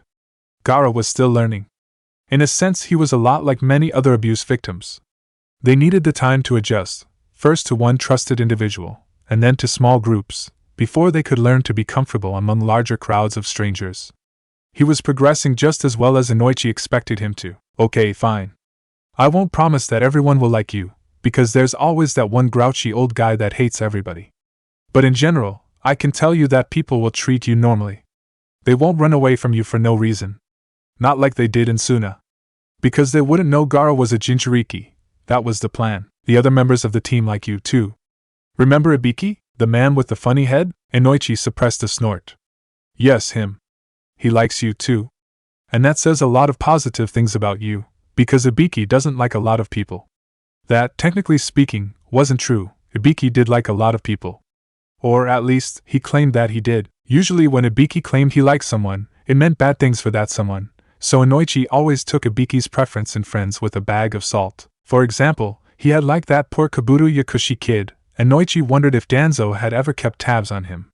He had also liked those teenagers from the Sound who had been unfortunate enough to become genin under Orochimaru of all people. Ibiki also liked Inoichi, and if Inoichi's clan training hadn't prepared him to keep up with the man's maddening psychological tricks, he surely would have been dead right now. Gaara nodded. Oh. Okay, right then. You ready? Inoichi asked, peeling back the seals that held Gaara at bay. And then, another first for today, Gaara leaned over and hugged Inoichi. Chapter 49. All myths were once human. The Yamanaka clan compound. At first it had been easy. It is possible to manipulate elemental chakra without hand seals. The results are quite crude, but in close combat, when you have no time to form hand seals, it's a massive advantage and therefore a necessity for you to learn, Kakashi-sensei began. Okay. After a little bit of concentration, Ino managed to send a few sparks out of her fingers, and then her toes, and even her hair for fun. Now what? Now maintain them, he ordered, demonstrating with his toes. It took considerably more effort to suspend a needle-shaped electric charge in the air than simply producing one, but she managed to figure it out after a few hours. Now use it to defend yourself while I repeatedly try to stab you in the spine with the same thing I just showed you. Wait, what? Whack, flip, thump, and Ino was staring up at the sky with the wind knocked out of her. Kakashi-sensei's eye crinkled. No point in learning lightning chakra if you can't even move fast enough to keep up with your own technique, right? She quickly jumped back to her feet before she could get their face beaten in again, knowing better than to complain. If falling down hurts, I'll make sure whining about it hurts even more was his philosophy. Despite his false cheer, he was always very no-nonsense when it came to training, but at least before, he still tried to pretend that it was all just a very silly and terrible joke. There was none of that now. There was little point in him bothering to disguise hour after hour of katas and sparring as a stupid game. Block, jab, kick, lightning hand, get out of the way, yes. I dodged that one, thwack. His arms and legs were longer than hers, giving him a much better reach. Being smaller and more flexible meant that she could theoretically get inside his circle of defense and end him, but reality was a much different matter. Kakashi-sensei, after all, was freakishly fast even for a Jonin. Meanwhile, her main advantage of superior chakra control was negated by the fact that raw electricity didn't care how well it was controlled. Lightning chakra was easily the most annoying of all the elements. Unlike fire, which burnt you regardless of how large the flame was, lightning chakra had a much steeper power to damage curve. Very powerful electricity was an instant death sentence. Mid-range voltages could cause various degrees of paralysis and shock, and the non-deadly level, which they had to use for these graining purposes, didn't do anything except sting your nerves in that annoying mid-level that wasn't painful enough to complain about but definitely annoying enough to pay attention to. And the strange tingle in her muscles would last for hours afterwards. Not continuously either. It would disappear for a short while, and then when she let her guard down, it would come back. And so she could never let her guard down for even the smallest second. Her entire body was jittery. She felt like a drug addict, except she wasn't craving to stab any psychoactive substances into herself. Stabbing psychotic individuals, on the other hand, Kakashi-sensei wasn't only training her elemental ninjutsu, Ino realized. He was turning her into the same paranoid nut he was. That son of a... And meanwhile, Naruto got to spend his days endlessly summoning puppies, which was so not fair. Alright, so he was also doing a lot of ninjutsu training with Jiraiya, but still. Just a week ago his summons were little pink lumps without opened eyes, and now they were running in coordinated formations. He already had, like, 15 of them. Kakashi-sensei only managed to get up to 8 after years of training and chakra development. They attacked him in a literal dog pile and Naruto went to the ground, laughing. Internally she smiled. She was glad to see him return back to his bubbly self. He always tagged along to her extra training sessions, under the pretense that he wanted to be around in case he had any questions to ask about summoning, but she knew that was a lie. Summoning was hard to master but easy to practice. You literally just kept drawing your blood across the contract until your connection with the summons dimension was strong enough to start drawing out the bigger guys. Nothing complicated about that. The truth was, Naruto simply didn't want to be left alone. And who would? That boy had been through so much. If he wanted a goddamned hug, she'd give him a goddamned hug, no questions asked. If he decided he wanted to bum over at her place for the rest of eternity, she'd have a room and everything ready for him. She'd always wanted a little brother anyway. And hey, Naruto was like the only other blonde in Konoha, so it could easily work if she wanted to fool tourists and stuff. Thwop, pay attention. I tried, but it didn't pay me back, you freeloading cheapskate. She screamed, leaping at her habitually dining and dashing teacher with an electrically charged chakra scalpel. Later, Ino would realize that charging Kakashi-sensei head-on was a very bad idea, with capital letters, Jiraiya's house. Get rid of that goddamn dog now, Jiraiya growled. Naruto turned his nose up. You're just jealous he likes me more than you. As if agreeing with its master, Shikamaru, seriously? Seriously, barked that insolent little. Jiraiya wondered who was more to blame for his disrespectful behavior, Kushina or Kakashi, because Minato sure as hell had been the nicest, most obedient kid on earth. It was always those damned K's causing trouble. If that little dog gets hurt in any way, I take no responsibility, understand? Little, of course, as in, big enough to carry both Jiraiya and Naruto on its back. The thing was more wolf than dog, with all the grace of a jaguar, hence its name. Fine, Naruto allowed the dog to disappear in a puff of smoke. Now can we spar? I'll kick your ass all the way to next Thursday. If Sarutobi-sensei had given him such a statement when he was Naruto's age, Jiraiya would have taken that as an invitation to boast of the opposite. But instead, Naruto only accepted that as fact. Fine by me. I need to know exactly how far behind I am. Jiraiya sent out a massive gust of wind that dispersed Naruto's remaining clones. Hit me with your best shot. Now, Jiraiya had seen Naruto do plenty of crazy things, from ripping out entire trees by the roots with a single breath to downing an entire bottle of pepper sauce with no lasting side effects. But what Jiraiya hadn't been prepared for was Naruto's best shot not being the same as his most powerful attack. Little brat had thrown dust in his eye. Fuming, Jiraiya quickly took off after the kid, though not before he created 2 clones and sent them off to hide, and presumably tagged the locations of any other clones Naruto had also created. The result was one clone nearly falling into a pit trap that he hadn't been sure when the kid had time to dig, while the other disturbed a tree full of nesting woodpeckers during the chase and received a faceful of angry bird for his trouble. It seemed he had chosen to play a defensive game today, which meant that sometime in the next 5 minutes there was going to be an ambush. Kid was fast, Jiraiya would give him that. He'd spent his childhood pranking and escaping from older, far more trained ninja, though, so Jiraiya wasn't surprised in the slightest. First came the smoke bombs, clouding his vision. Then the underground wire traps, set while he was fighting off the distractions that came with the smoke. and then the pit traps revealed when he dodged the wire traps. Of course, whether it was counting shot glasses or layers of attacks, Jiraiya was too awesome to stop at 3. The tiny pinpricks of blood on his cheeks were all the warning Jiraiya got before his entire face was shredded. Luckily, he'd had the foresight to summon a ball of water, and managed to get the majority of whatever Naruto had thrown at him off his skin before it could do any lasting damage. That wasn't just dust, Jiraiya realized. Hidden in the clump of mud were thousands of tiny splinters. No, not splinters. They were hairs, only a few millimeters long. Not enough to seriously injure someone, but definitely irritating in numbers. Where the hell did he learn to do that? Jiraiya lobbed a fireball in the direction of the real Naruto, tossing him off balance and taking out a few of his clones in the process. While the smoke was still everywhere, the remainder of Jiraiya's clones triggered the chakra trap underneath Naruto's feet, but in the end it was a clone that took the hit. Funny how the clones loved aiming for the eyes. Seemed like Naruto wasn't just spamming Kage Bunshin for the sake of numbers.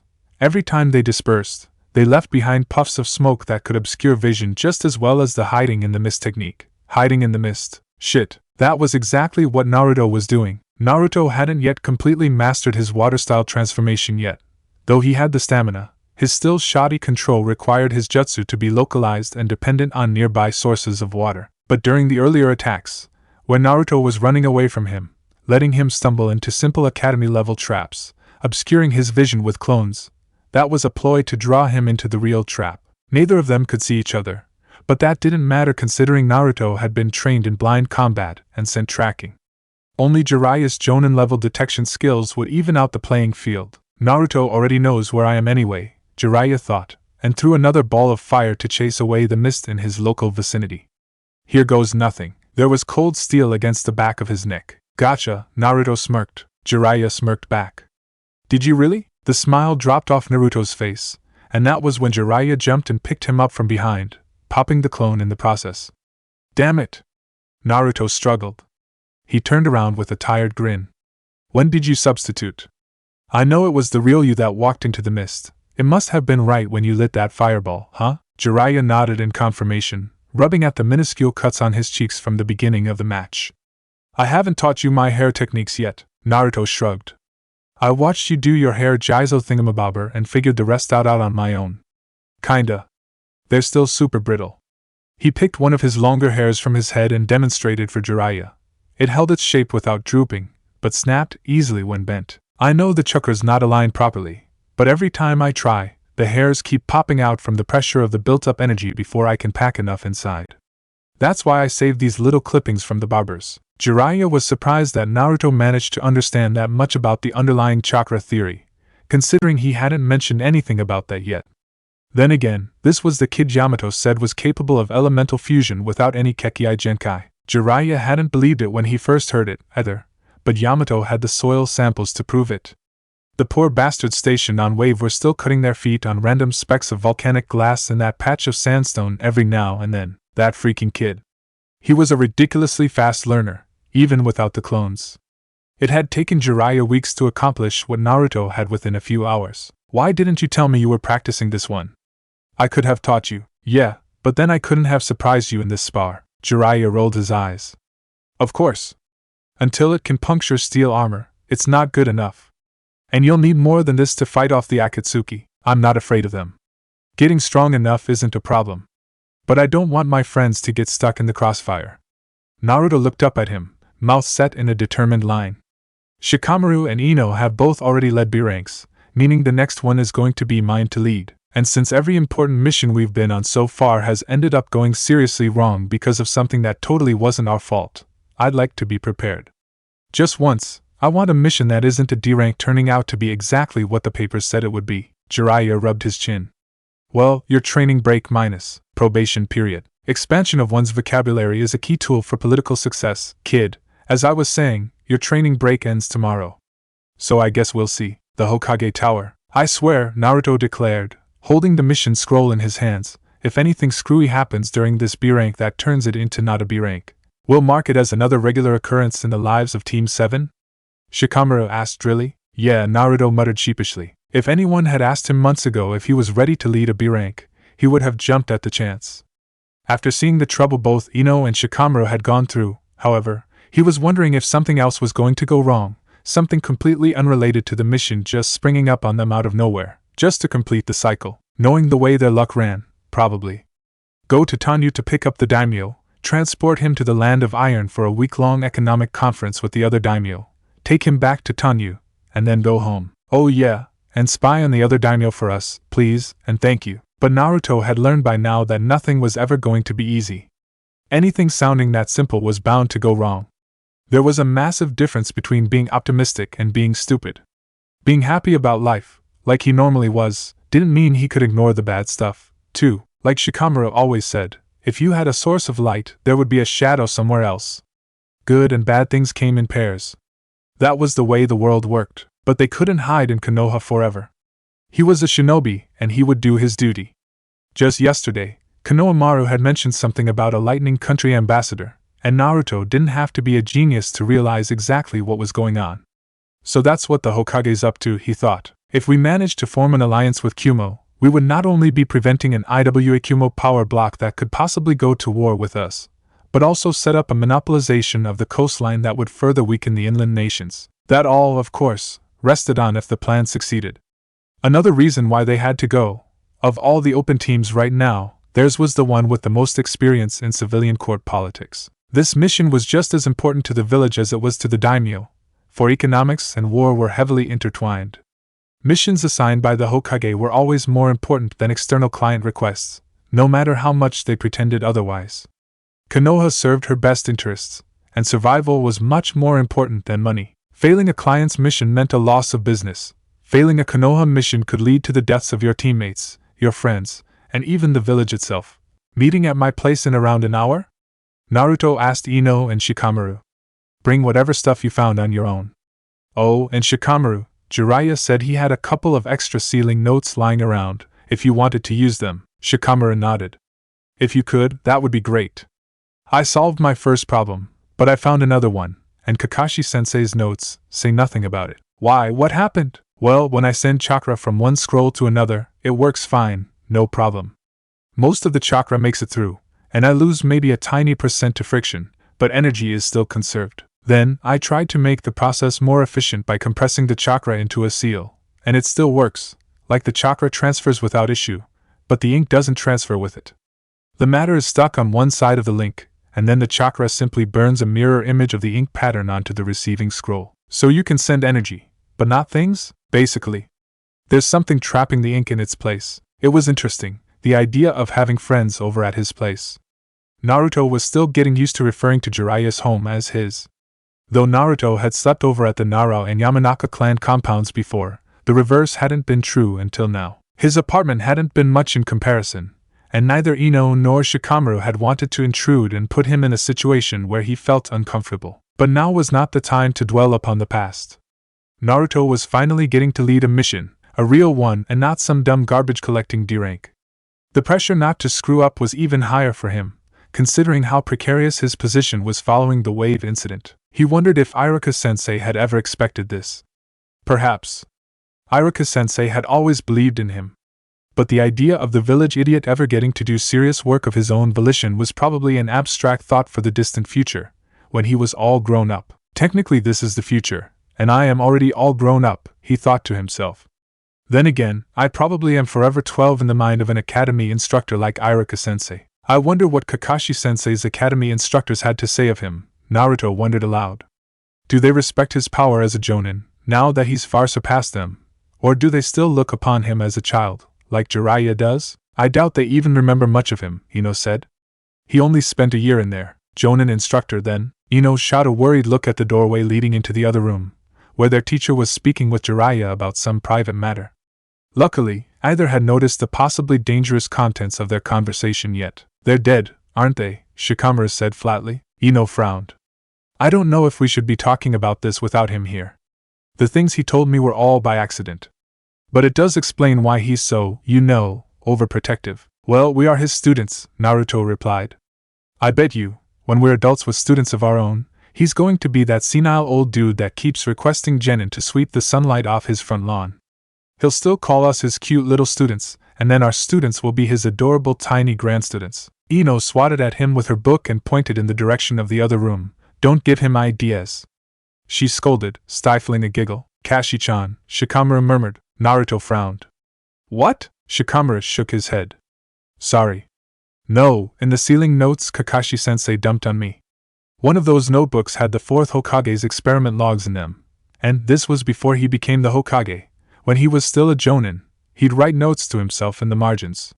You know, like shopping and to-do lists, and in one of them he wrote about getting a C rank for Kashi-chan. Sounds a bit weird, I know, but what else do you call a 6-year-old Chunin? Whoa, so the 4th Hokage was like a real person. Naruto exclaimed sarcastically. His name was Minato, Shikamaru whispered. The Sandaime managed to destroy most of the information on him, but of course he couldn't get his hands on the sealing notes because Jiraiya was holding on to them, outside of the village, at the time. Besides, good Fuinjutsu resources are too rare. Wait, Minato?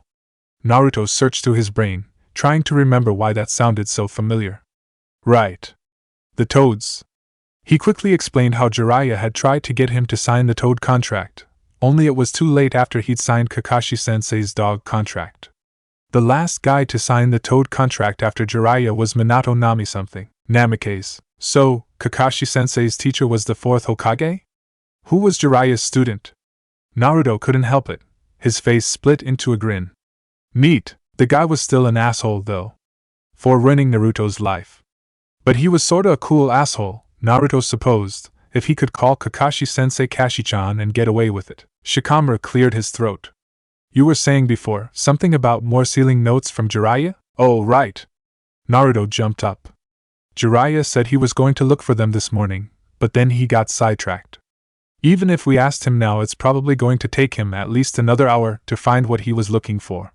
Seriously, he has 0 organizational skills, and that's a lot coming from me. Come on, they're probably in the attic somewhere. Hopefully it'll be better than Kakashi-sensei's shed, Ino smirked. Naruto agreed. Well, yeah, Jiraiya isn't that bad. Like any skilled ninja, Jiraiya's personal belongings were guarded to the nines with all sorts of traps and seals. Nothing lethal, though. They were designed to capture potential thieves for questioning, not kill them. Naruto lost a few clones, but for the most part they managed to make it through unscathed. Think it's this box? Ino asked. Would help if someone here had a Byakugan. Nah, not it, Shikamaru said. It's not very heavily guarded at all.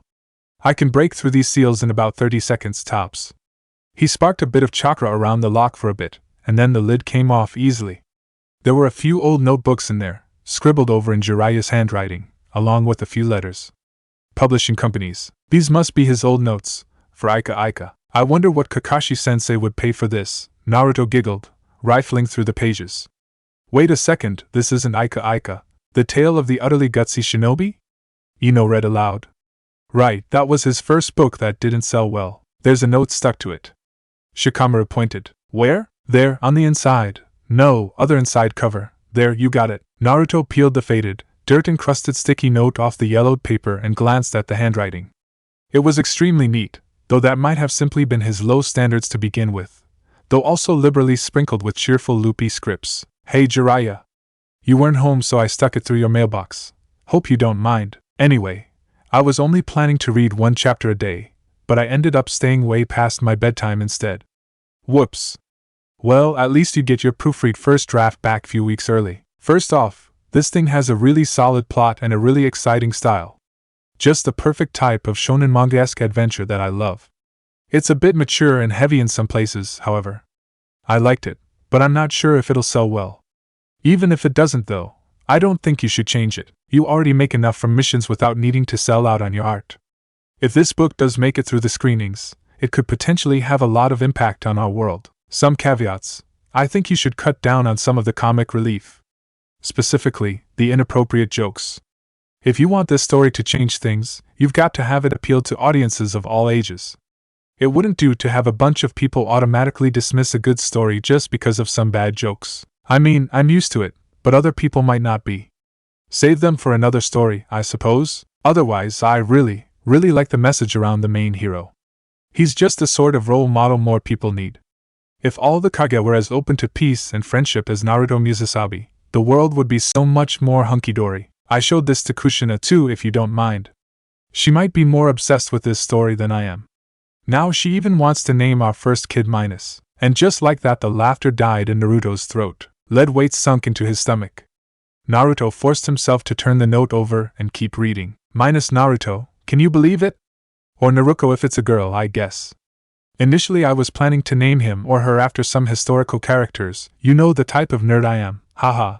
But the more I think about it, the more I agree with her. That way, he or she gets to live up to the mantle of your hero instead of some random old man in a book who already died. Not sure if Kushina wants to be the godmother yet, but I was planning to ask you to be the godfather. Smiley face. Thanks for the great read, your student, Naruto? Naruto. There you are. Jiraiya froze as he saw the letter in Naruto's hands. Wordlessly, Naruto turned it over and displayed the signature on the back, scrawled in the same exact style as the most recent name on the Toad contract. Minato Namikaze. Crap. Chapter 50. Board Game Night. Jiraiya's house. Naruto blinked. He was no idiot. He knew what this meant. What he didn't know was what this meant for him. All of a sudden he was brought back to the first time he had tried eating natto. Like many young children, the powerful fermented sensation had been too much for him. He'd almost spit the stuff out, except he had been hungry, and common sense, plus the fact that it had been a free sample, had won out over his initial reflexes. What resulted was, not entirely pleasant, but enough for him to eventually get used to and enjoy it. Food and feelings went hand in hand for Naruto. Anyone who had experienced true hunger in their lives before could say the same. Ashes and sorrow had a taste of their own, and here he was, swallowing something oddly bittersweet, all these different flavors burning their way down into his stomach. Unrestrained joy. I had parents. A mom and dad who loved me very much. Crippling disappointment. They died, and left me behind. The fourth Hokage did this to me. He chose to give me, his own son, this curse instead of someone else. Burning anger. I grew up knowing nothing, tears of both sadness and happiness, trapping themselves in the corners of his eyes, not knowing which one should come out first. In the end, none of them spilled, so he wasn't just a nobody. Some orphan that had gotten picked from the mold the night of the QB attack. He had had a family. Not just any family. It had been a very special one, at that. He was special. He wasn't picked for no reason. His parents hadn't left him for no reason.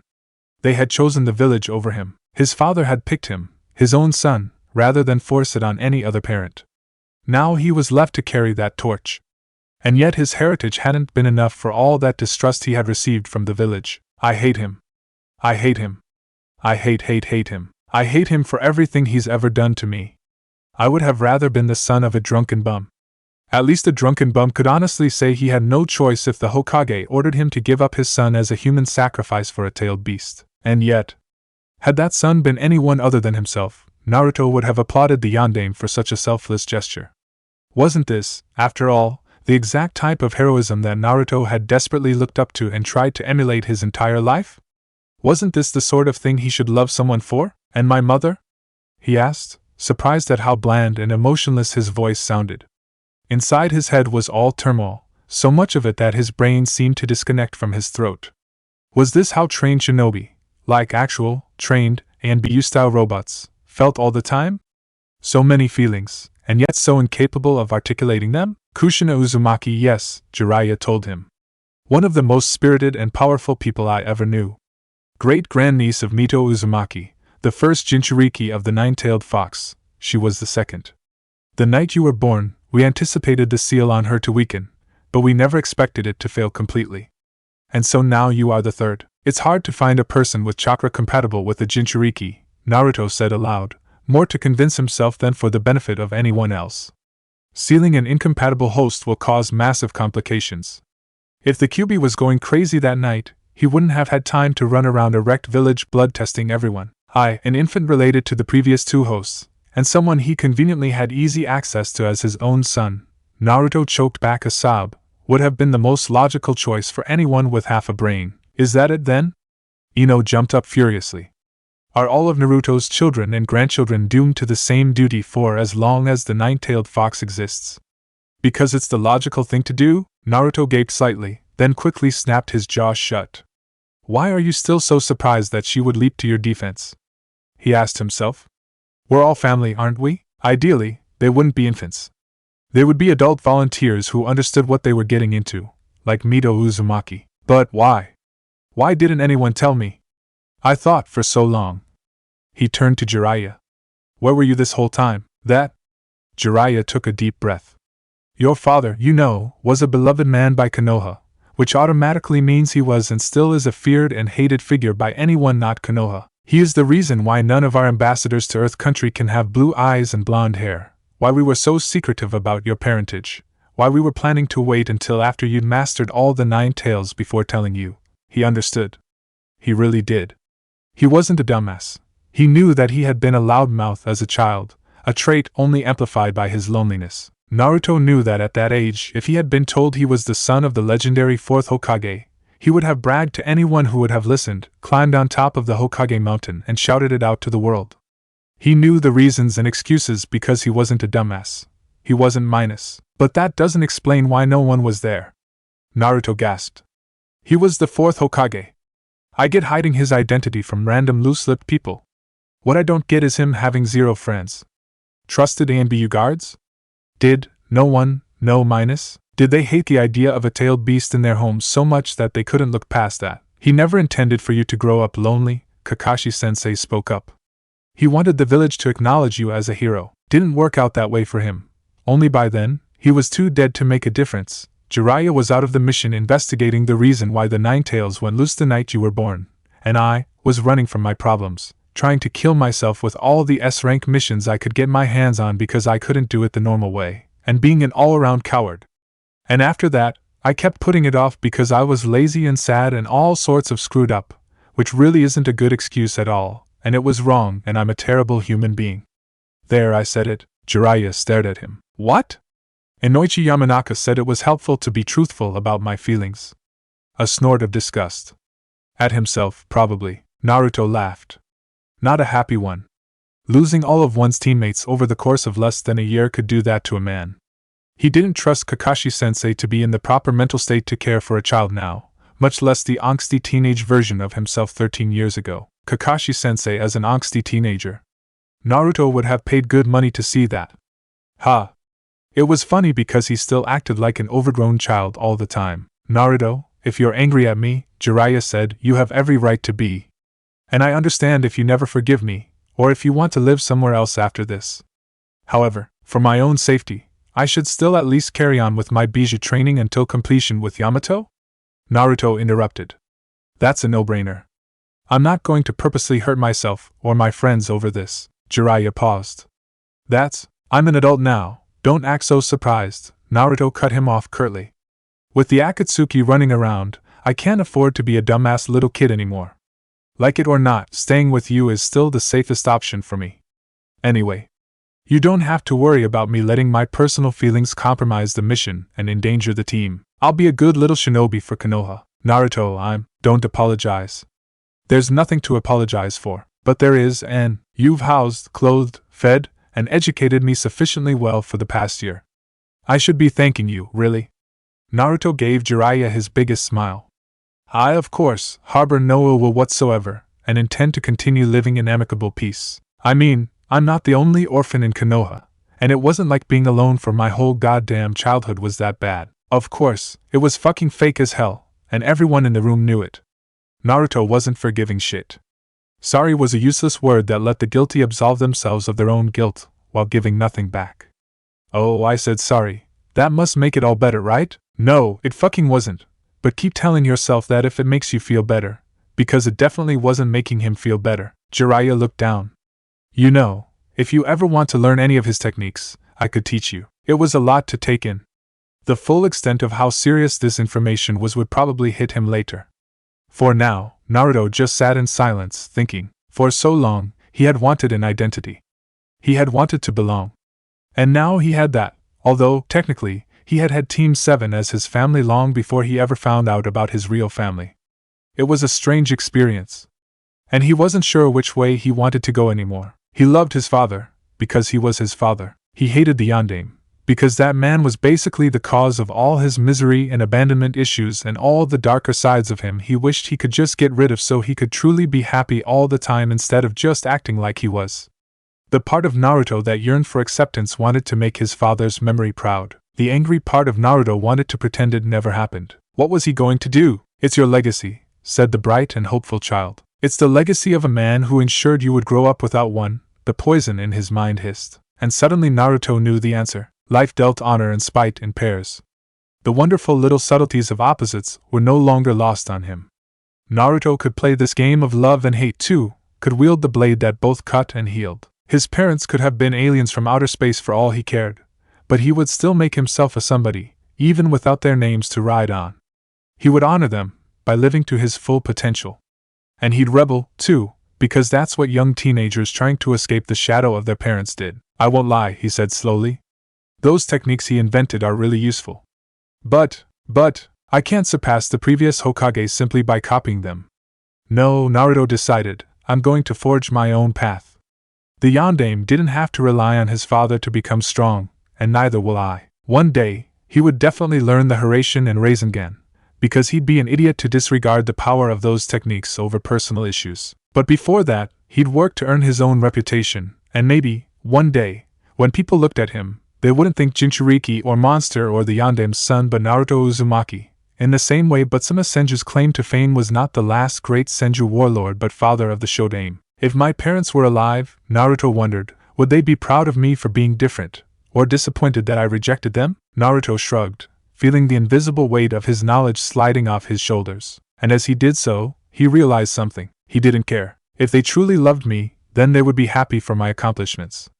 And if they wanted me to be like them, they shouldn't have died and left me without any of their influence growing up. Except it wasn't their fault they were dead, and it wasn't his fault they weren't there, and it was nobody's fault except the fox's. Hey brat, it wasn't my fault either, the fox snapped. Then whose fault was it? Fuck if I know. You try remembering anything when a Sharingan is screwing up your brain. So, are we done here? Because we still have a mission to do. Naruto stood up, feeling a lot better now that he'd given both Jiraiya and Kakashi-sensei a proper dressing down. Really, it wasn't even that big of a deal. Yeah, he had a crap childhood, but that was history. Life was a lot better now, and he wasn't going to let some bad memories ruin that. He'd always found simply talking about something to be a good way to convert anger into determination. Tanu. I still remembered the shock and awe I had experienced when arriving in Tanu for the first time, back when we were still rookie genin fresh out of the academy on our first ever C rank. Now that this was our third time here, the surprise had diminished a little, but the city was still no less impressive. The transition from a provincial ninja village that we had lived in all our lives, to the bustling capital city of the most populous of the 5 elemental nations, was still as jarring as ever. The difference, we were simply more used to the unexpected. A large city was nothing compared to a veritable army of mysterious attackers. I knew those guys had something to do with Orochimaru, because I had seen the ceiling plans on my father's desk, along with a form of authorization for permanent destruction. Serve the bastard right. What was the great big metropolis in comparison to everything we had been through? A crowd of suspicious civilians was better than no crowd at all, better than a field of corpses. Don't you dare stop and cause a 20-cart pileup, Ino warned Kakashi-sensei sharply, as we neared the intersection. For your information, I have never caused a 20-cart pileup, Kakashi-sensei sniffed. More like 7. I'd rather you do 0, Ino muttered. It was a quick walk to the daimyo's apartments. Like before, the crowd cleared before them fairly quickly, either out of deference or fear. Luckily, this time around Kakashi-sensei did not go out of his way to congest traffic, except for one incident involving a sack of barley meal bursting open in the middle of, once again, the busiest square in the city, which attracted all of the stable animals in the vicinity, all accidentally, of course. There is a limited amount of chaos available in the universe, Kakashi-sensei explained. Therefore, if we create a regular amount of expected chaos, it will deter the unexpected chaos from also joining in, because the space it requires will already be taken up by the chaos we will be prepared for. Really, I deadpanned. And do you have any proof for this wonderful theory of yours? No, but in the off chance that there does exist some sadistic god out there, planning out every moment of our lives for the sake of their own entertainment, would you risk it otherwise? The one member of our party more excited than the rest was Naruto's newest Nin dog, a tiny puppy that had the potential to end up horse-sized like the others. His army of summons was as varied as it was large. It seemed that there was a dog for any occasion, bloodhounds for tracking, hunting dogs for capture, greyhounds for message delivery, oversized wolfhounds for fighting, even palm-sized teacup Pomeranians for infiltration and information gathering, minus because who would suspect such a cute little thing that was more fluff than dog, according to Kakashi-sensei. And I wasn't sure if he was being serious, Or if he was just goading Naruto, there was an epic boss summoned somewhere in there that he had met but never been able to take to the human world because of his lack of chakra. I was pretty sure that, boss summon or not, Naruto could make 1,000 clones, and each one would be able to summon a dog for themselves and not run out. The daimyo entourage took their sweet time in getting themselves organized and getting out on the road, as most nobles with more clothing than sense were apt to do. Naruto had been especially glad for that. It meant he would have more time to go over a last-minute check of everything. We'd learned all too well just what could happen the second we let our guards down. Calm down, I told myself. It's nothing to be worried about. Just remember to be polite, be professional, and be ready to murder each and every single one of them. Standard advice for a shinobi. That, and anything worth fighting for is worth fighting dirty for. I wondered if we would ever rid themselves of Tanu. The answer to that was probably no. We had, after all, significantly impressed the daimyo and his court after the whole debacle with Lady Arakawa. Ah well, I could deal with this for a little bit more. Konoha, no one had ever invited him to board game night before. If someone had told Shibi Aburame 13 years ago that the other clan heads would have remembered to invite him to any event, he'd have broken character and laughed. The Aburame were a noble clan in name only, strong, scary enough due to their, numbers, but with little political clout. His clan had always been one of loners. Their insects usually deterred other people from getting too close to them. Then again, being constantly forgotten about might not be a bad thing in this situation. Officially, he was not the only clan head normally not invited to social gatherings. However, one could hardly call a family whittled down to one sole surviving member a real clan. Uchiha and Senju were therefore not present, and naturally the Sarutobi were excluded for obvious reasons. Am I the only one who senses treason? He thought. The 5 of them, Shikaku Nara, Chuza Akimichi, Tsuminazuka, and Hayashi Hyuga, who surprisingly showed up. Normally he was too proud to associate himself with any of their lesser clans, were seated around a large blue hexagonal board divided up into smaller hexagons of different colors. There was also a symbolically empty chair in between Chuza and Shikaku which Shibi took to be what was normally Inoichi Yamanaka's spot. Yamanaka Dano was out on some secret mission, Shibi didn't know what. Chuza Akimichi made the opening move. I heard the Sandaime intends to step down soon. Shikaku Nara went next.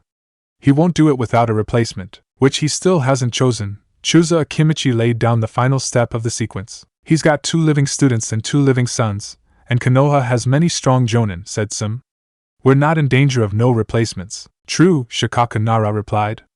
The trouble lies not in a lack of a suitable replacement, but rather, a successor we are unprepared for. Konoha has only had 4 Hokage, so there is no precedent there, but history as a whole is full of incidents where complete unknowns suddenly come out of retirement and swing the uninformed masses with some pretty words and well-placed manipulations of a broken system. Oh, get to the point, Hayashi Hyuga snarled. Need I remind you, Shikaku Nara, why Danzo Shimura has holed himself up in a little untraceable assassin-proof bunker for the past several years? All of this purposeless back and forth is a result of your nonsense, and the Hyuga clan does not care for. Shikaku Nara smirked, and produced a brown folder. Perhaps you might. Hayashi Hyuga angrily snatched the package from his neighbor's hands. Slowly, gracefully, with the air of someone who cared deeply but was pretending not to for appearance's sake, he retrieved the papers and placed them on the table. What is your game, Shikaku Nara? He whispered softly, dangerously. Bringing something like this before our faces? And where did you get it? You don't think I've really spent the past few years doing nothing but lazing about, do you? Shikaku Nara drawled. Hayashi Hyuga's eyes darted around the text. With every new line he read, the veins around his Byakugan bulged just the slightest bit more in suspicion. This is the official report? He asked, passing the papers on to Tsum, photocopies of them. But yes, Tsum Inuzuka threw them down angrily, and declared, it is garbage. Shibi quietly reached down to the floor where Tsum had dropped the reports, and began reading them over for himself. The Uchiha clan massacre? His stomach dropped. Inoichi Yamanaka must have built up his position in ANBU for years to get his hands on even this little information regarding that night. Immediately, he could understand Hayashi's trepidation and Tsum's anger. For such a significant event, the paperwork is unusually sparse. The reports detailed a great deal of information confirming Itachi Uchiha's guilt, but when it came to the state of the victims, there was only a list of names. It proves nothing, only that our paperwork chunin are incompetent as usual, Hayashi Hyuga argued. I see no mention of Shimura anywhere in here. No, it doesn't, Shikaku shrugged. It also doesn't mention that the bodies were all cremated before the ANBU-run autopsies could be verified by the public hospital. There were hundreds of them. The public hospital has real patients to worry about. Or that prior to burning, said corpses were released into the custody of ANBU instead of a representative of the Uchiha clan. Sasuke Uchiha was a child. It was probably official dust under the rug to make things easier for the Hokage. Or that the ANBU commander has no recollection of ever having any of these things done. Shikaku tapped his forehead. Trust me, Inoichi looked thoroughly. He'll be able to tell us even more, once he gets back from his current mission. Perhaps he forgot, Chusa snorted. Really, Hayashi? The ANBU commander, forgetting such a traumatic event? That's the best excuse you can come up with? We have civilians who remember where they were, and what they were doing when they heard the news. The mass burnings can be explained away, but the ANBU commander has never had personal custody over the corpses. Ever. It is not simply the ANBU commander who strangely forgot that night, said Shikaku. ANBU keeps very careful records of their missions, down to Operative Cat carrying away the bodies or Operative Tiger burning them. And yet, when Inoichi tracked down the identities of the ANBU listed to each task here, half of them only remember carrying the bodies, not examining or destroying them, and the other half do not even exist in our records. ANBU interrogation, research, and development likewise have zero records or memories of this transaction. If you don't believe me, there are plenty of Hyuga who are currently serving in the Black Ops right now to help you verify my words. It would not take much effort for someone with a Byakugan to discover the same things he did. Get to the point. I believe you already know exactly what I am talking about, but if you wish for me to spell it out for the table, then fine. What we have here is a motherlode of Uchiha DNA written off as the property of not the Uchiha family, but of a different organization, and yet said organization was completely unaware of ever having this power in the first place. Thus there must be someone else with power within ANBU, who is not actually an ANBU, hiding something from us. Shikaku folded his hands. And if they can hush up something of this magnitude involving the Uchiha clan, then it would only be too possible for the rest of us. Some snarled. It might be Danzo Shimura. Or it might not be. I haven't mentioned a word to the Hokage. The question is, Shikaku Nara leaned in, can the Hyuga clan afford to take this risk? Hayashi Hyuga's lips pressed into a thin line. His fists clenched. Then he threw his little wooden figurines onto the table, scattering them all over the board, and left without another word. Well, Tsum whistled. That went better than expected. Relax, Shikaku said. We already have him. You call that having him? Tsum asked. If he hadn't been interested, he would have dismissed us from the start. Instead, he engaged us in conversation. He cared enough to start making arguments from the opposition's standpoint. That means he was testing the waters, seeing if we had done our research, making sure that it was worth throwing his support in with our lot, Shikaku calmly explained. He began to reset the board, minus Hayashi's pieces. The seed of doubt has been planted. And doubt, Tsum, is where the forests of revolution begin. Treason, thought Shibi. We could get killed for this. Worry not, my friend. If the revolution involves less than 10 unfortunate accidents, then it is called politics, and that is perfectly legal. Shikaku passed the dice to Shibi.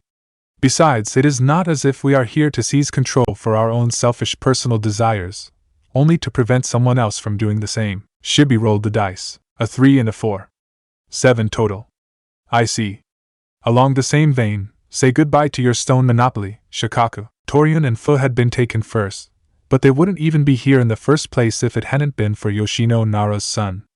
This meeting of clan heads only existed because Shikaku Nara had taken the time to call them all here. Shikaku Nara had only taken the time to call them all here because Danzo Shimura got greedy and decided to try his luck at kidnapping a clan heir. It was strange how so many things could change because of one life.